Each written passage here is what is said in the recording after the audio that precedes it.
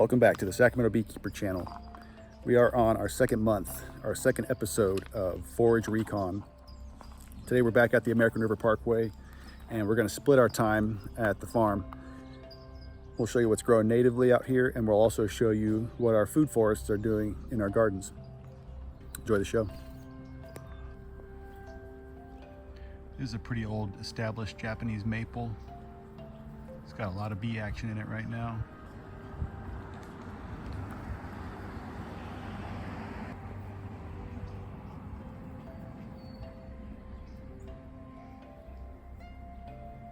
I looked up because I thought there was a swarm up here, but there's so many bees in this Japanese maple that you just hear them from the ground level.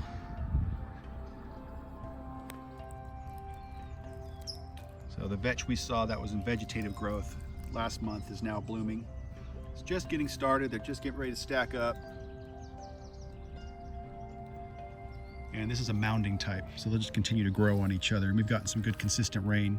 So this is going to go at least through May. And today's March 26th. And we're at the American River Parkway. You can see this area gets a lot more sunshine, and that's already filled in with a lot more color.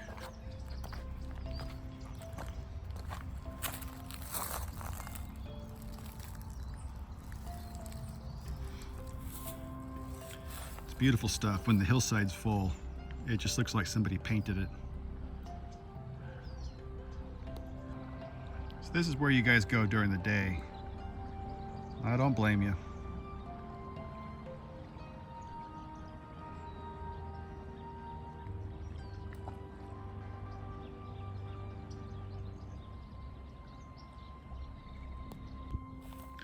We also have poison hemlock out here. Looks a lot like a wild carrot. People mistake it. Definitely not something you want to eat, but this is a good pollinator. It grows wide at first, and when it bolts to seed, it grows up tall and really gets above these grasses. We've got it intermixed with more vetch, more of the carniverous pitcher plant that we saw, blackberries.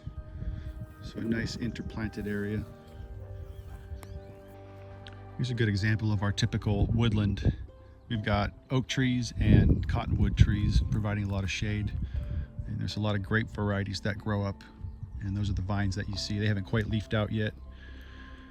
Got a little bit of broadleaves in here, and we've got a lot of poison oak. There's poison oak. All back in there is poison oak. There's another couple rounds in the back. Poison oak does really well here in these heavily shaded areas, and sometimes it'll take over an area if it's not maintained. The south side of the river is packed with hedges of poison oak, but on this north side of the river they seem to have a little bit easier time eradicating it. I'm not sure if that's the difference in canopy cover. Looks like there's more shade on the other side of the river, contributing to more of the poison oak from growing. If you keep walking down this bike trail, eventually you'll end up at the junction of the American River and the Sacramento River, and you'll be in downtown Sacramento area. It'll take you several hours to do that, but it can be done in a day. You go up this direction, another few hours, you'll end up in Folsom, California. Same Folsom as Johnny Cass, Folsom Prison Blues. So we're getting into butterfly season. I'm not sure what type of plant it is. I'll get you guys the name when we do the overlays. This is what it looks like. It's got about half a dozen blossoms on there, and they bloom in a cascading, overlapping fashion. So it extends the total time that the flower is open, available to be pollinated. So a good fail-safe in case the weather's poor. If it beats up these two flowers, it's got another couple chances in the next few days. These will catch up. But the butterflies love it.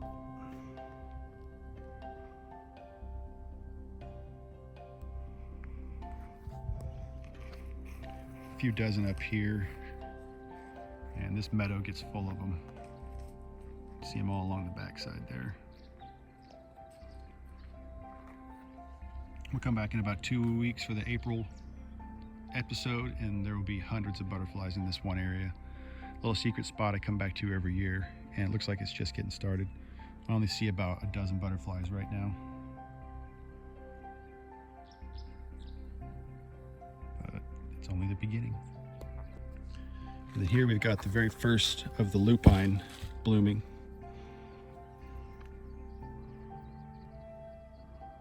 These will put out massive stacks of flowers. It'll grow more branch nodes along the branch and put out some massive ones. You can see one down here getting ready to stack up. And this one plant will fill about a 2 by 2 square foot area and really stand out above the grass. There's that down tree, that down cottonwood we showed you last episode. And here's some of the miner's lettuce. It's going to flower. Unlike regular lettuce, this variety still tastes pretty decent even though it's flowering. Most of the time when you get lettuce or any type of green, kales, once they start flowering, they get a really bitter taste in the leaves. Not the case with the miner's lettuce. It retains that good, crisp, refreshing taste. This is a busy area. We've still got the grasses competing. This one I'm sure everybody's familiar with. We'll show you the name here in the subtitles. Prickly, sticky, and once you stir fry these, those little sticky needles burn off and it's actually a tasty green. This one is mugwort, also known as artemisia. It's a very medicinal plant used in a lot of herb recipes and cultures. I think people made a tea out of it and they smoked it to promote lucid dreaming. No, can't say I've ever tried it, but pretty common around here. And when it gets a little taller, it's often mistaken for the devil's lettuce when it starts growing those spires like that. I'm not going to get too far in here because we do have poison oak and a couple other plants in here that'll make you not have a good time. We've got the vetch carpet growing, and this vetch is going to overtake everything eventually. Once the grasses die back with the heat, here's more of our hawthorn. Here's our tiny hawthorn flowers. These draw in a lot of different pollinators. Obviously pretty small for a honeybee to want to play with. And in the back there, we've got our buckeye. I'll zoom in on that one. Buckeye flowers, and it's a summer deciduous plant, which means it drops its leaves in the summer instead of the winter, in an effort to conserve water. And then back here, we've got more poison oak. And as the poison oak grows, the vetch uses it as a trellis to climb up. And we've also got blackberries spread out through here. And I see some more of the carniverous plant leaves. That's the vine with the spade-shaped leaves right there. It's a pretty busy area going on here. Filtered sunlight. It's not going to get too much sunlight after these oaks fill in for the season. Nice protected little area for them. Looks like we've got some elderberry growing over here as well.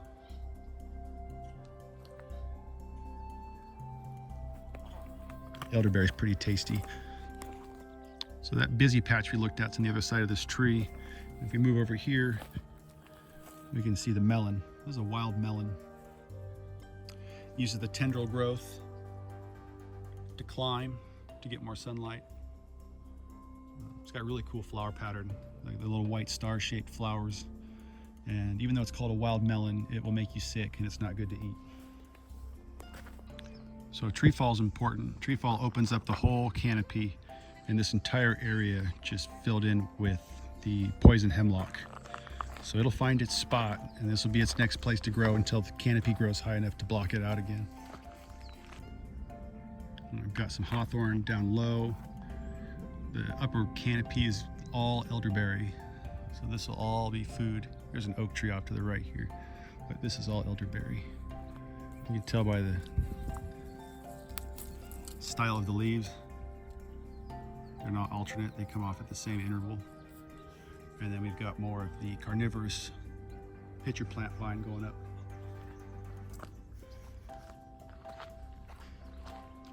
Got some poppies over here. So leaving the lower wetland area, you get up to these higher hills. These are made by gold dredging a long time ago, but it gives it more of an alpine, high desert type of soil composition. Terrible soil composition for that matter. It's whatever soil has settled in between here in the last 30 or 40 years after they dredged it all out and left it as piles of rocks. So that's why you get a totally different profile up here. We get some more thistles. It smells like licorice. It's a type of anise. It smells good. I like the smell. Some people hate the smell. It smells like the black jelly bean, but really good for cooking. Fennel is the plant name for it, but anise is what people call it, as it smells like the anise spice, but it's not the true anise. So this will be a type of wild fennel, different than the one you grow in the store. And the poppies grow really large here where they don't have to compete with the grasses like they do in the lower area. A little bit of vetch up here in the top, but mostly this fennel poppies.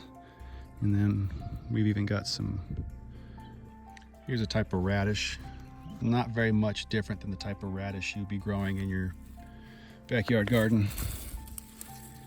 This native variety's got a little more prickly leaves to it, prickly stem, but it's got those same mustard style flowers. This may even be a mustard. It's hard to tell them apart when they get in the flowering mode, if it's a mustard or one of the radish, but it looks similar. We'll figure it out. More vetch and poppies intermixed. A little bit of grasses starting to make their way up the hill here. Some more thistles. More of the sticky icky. Now most of these plants you're seeing out here are all California natives, so the honeybees don't know what to do with some of them, and that's where the butterflies come in and the other types of pollinators. The solitary bees are going to make their appearance here. It's been a little bit too cold, but it's about that time. Oh, there goes a butterfly. Butterflies are starting to make their appearance, so that's a good sign. And I've already seen a couple carpenter bees. I've seen one or two bumblebees. So we're waiting on them to make their appearance. And they're also waiting on the rest of the plants to bloom. So somehow they time it right. And when we get back to the garden, we'll show you why we let some of these native plants continue to grow in the food forest, in the garden, because we want to attract that full spectrum and also support those native pollinators. Because oftentimes they're going to be more efficient at pollinating than the honeybees will.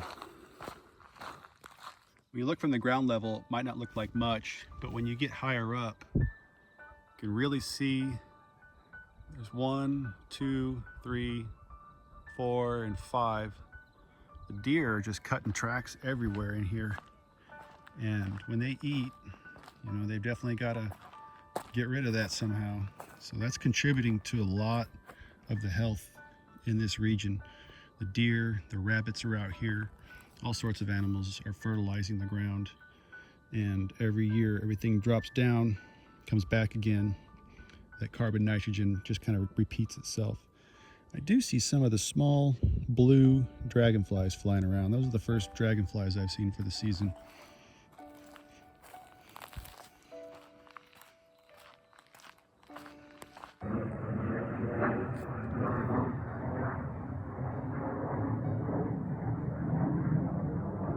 The Air Force uses this corridor as a training platform.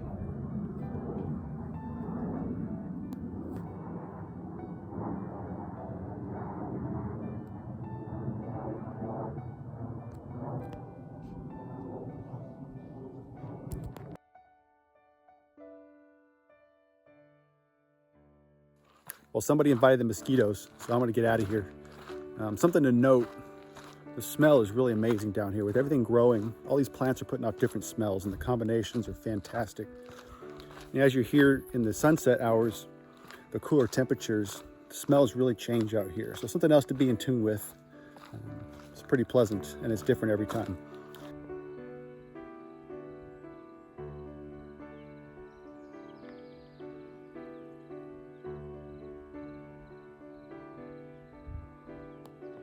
These are pretty popular along this area of the American River Parkway. This is a fig tree. It's a Cadota fig. K-O-D-O-T-A, I believe, Cadota. And it makes these big, fat, green ones. They don't turn color.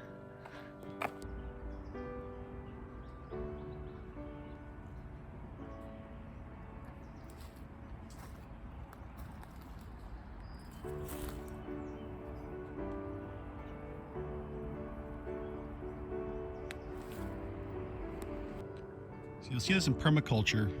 The grasses and other things in the bottom represent the lower canopy or the roots, And then you can see a clear delineation into the midline, and that's thistles and a couple other plants. And then we have our upper canopy.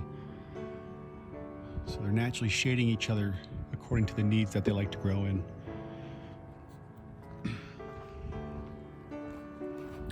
And permaculture is something we're going to get into a little bit more. We're going to be pairing up with Matt Benavides, and we're going to see what his Fair Oaks permaculture group is getting ready to release for everybody. Oh, here's the deer. Coyotes. There are 3 coyotes. 1, 2, 3.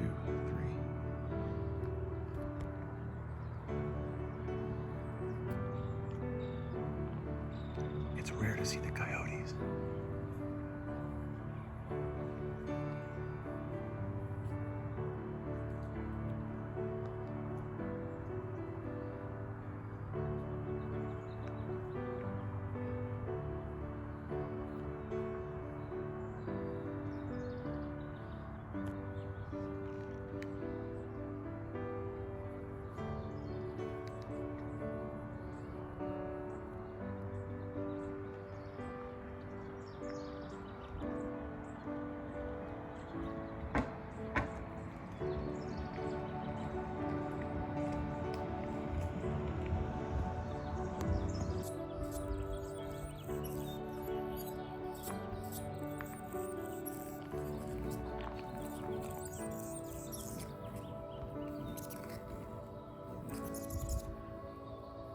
Hummingbird fight.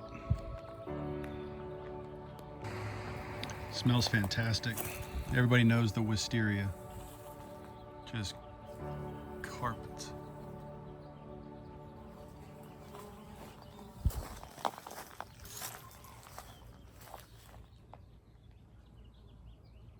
It's full of bumblebees and carpenter bees. So here's the progress, taking out some of the cover crop, chopping and dropping it. We use these radish greens and the flowers in salads pretty often. And then we've got the crimson clover here acting as a cover crop. This stuff gets pretty big and bushy, as you can see. And then we've got a lot of beets hiding. Here's the plantain, we use that too. Here's more of the covered cropping. Got some more nice beets going under here too. A lot more mustard greens. Surprise, surprise. More crimson clover. We've got our blue borage coming in pretty nicely. We use these leaves for stir fries as well, along with nasturtium and the radish leaves. So we got the borage, the radish, nasturtium, and then we've got the lemon balm. More cover crop, wildflowers. We've got the white borage. We've got okra seeded in here along with turnips and radishes. And then we've got more beets under the compost area. We just pulled all this green manure back. Found some turnips, beets. There's another turnip down here. More food. This is all cover crop with lettuce, radish, turnips, beets. And this is the drip system that we run. So this is the Toro drip tape. It's got an emitter every 8 inches. And it puts out 0.34 gallons per hour. You can see those 3 perforated areas. It's essentially 2 channels. One channel carries the main load of the water underneath, and through this top capillary between the 2 blue stripes is a secondary tube which acts as the pressure regulating mechanism, which is why the emission rate is consistent across each 8-inch spaced emitter interval. And it also accounts for elevation change. So some of these are up and down, and these are designed to be on the rolling vineyard hills, so they do really well in putting a lot of water down in a controlled manner in a long period of time. So it gives it time penetrate the soil. There's not enough water coming out to where it's going to run off and cause erosion or go in a place we don't want it and start encouraging weed growth. So these run right over the top of the air pots. In the air pots we run basil in. We do one type of basil in each pot. Do some trial runs, see which one we like the best. And we're always ripping grass out. Always, always, always. So the grass is a constant pressure. And between the basil pots, we let the water drip down to the ground. That's going to feed the cover crops. In addition to the cover crops getting water from the drip lines, the cover crops also grow up to shade the black walls of the air pots. So the air pots stay cool. It provides a lot of shade. As you can see down here, these beets are really happy. These beets have been here for about 2 years, and we cut them for greens. We don't harvest these for the root.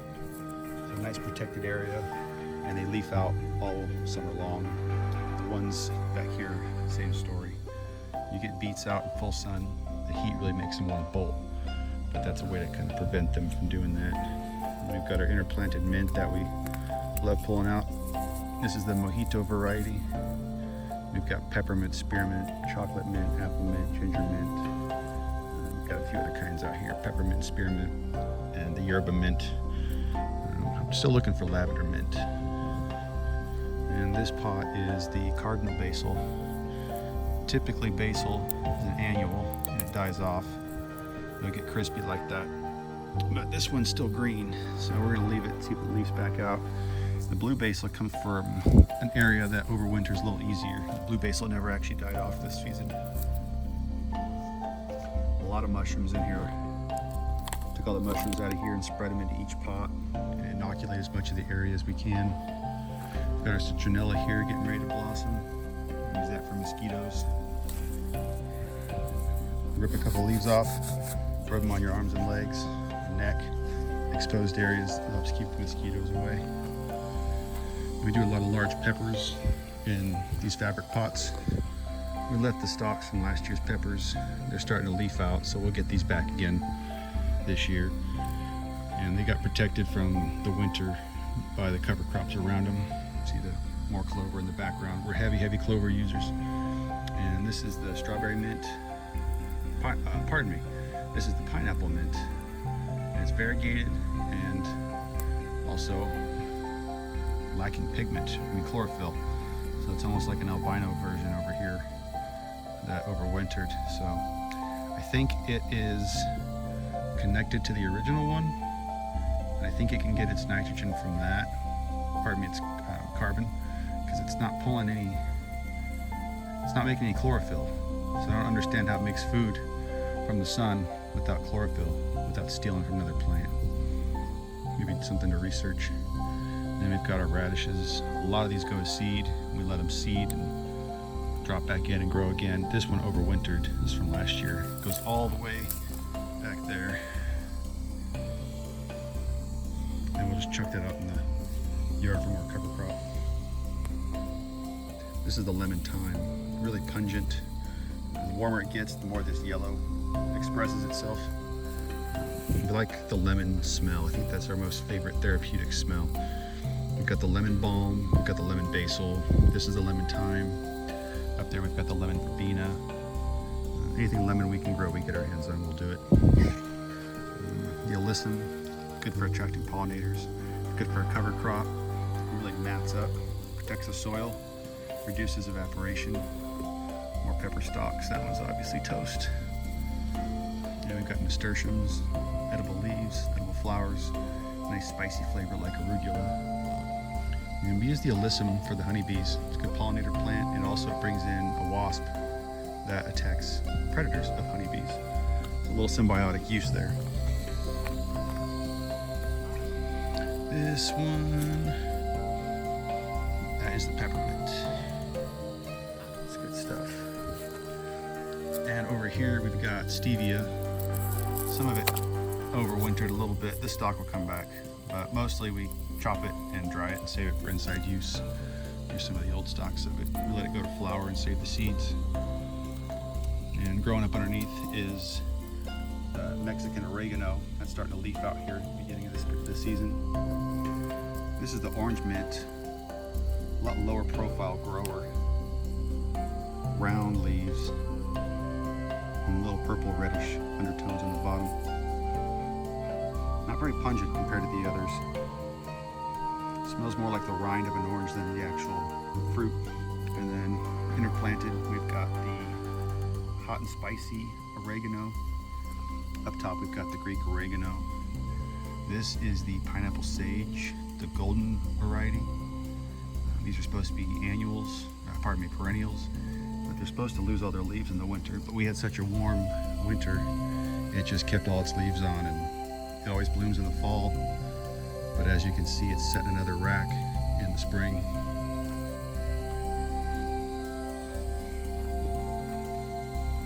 I'll take you over to the other pineapple sage here. Here's the other pineapple sage. So it stayed green leaves, started leafing out for this season. That's the new growth. So the flowers are pretty much the same color. With the green leaves, they're kind of sticky-ish. And pineapple sage, these leaves are amazing on pizzas. Such a wonderful plant. Here's lemon verbena growing back out.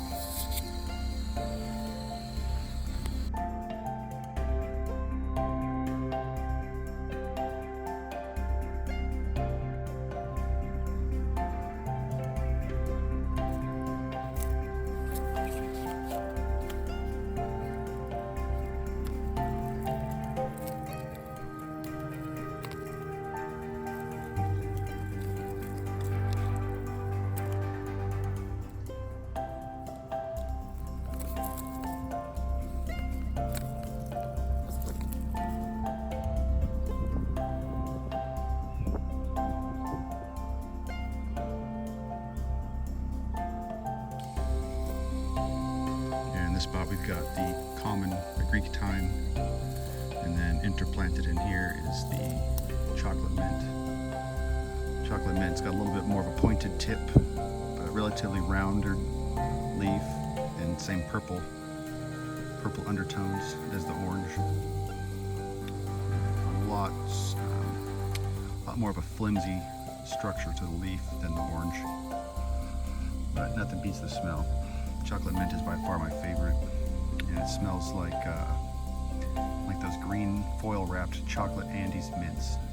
So this is a great mint, the best mint in my opinion to make ice cream with. It's just fantastic. Then we've got the Greek oregano, and coming up in the back is the barbecue rosemary. It's a new cultivar, hadn't seen it before. Planted it a few years ago, it's doing pretty well. It's got more of that rosemary smell that you want to have with a baked potato. I wouldn't use this variety for lamb or duck. I would stick with the traditional variety of rosemary. This one's a little bit not as savory. This one gets in your face a little bit more, but still fantastic. This pepper is called the Scooby-Doo pepper. It's an unknown origin, but the peppers are very tiny, they're very hot, very thin-skinned, and when they're growing, they're a dark purple color. And pretty much every pepper ripens to red, but this dark purple really expresses itself. And the pepper plant set's pretty heavy, and we think it's from Central America in a location with high elevation.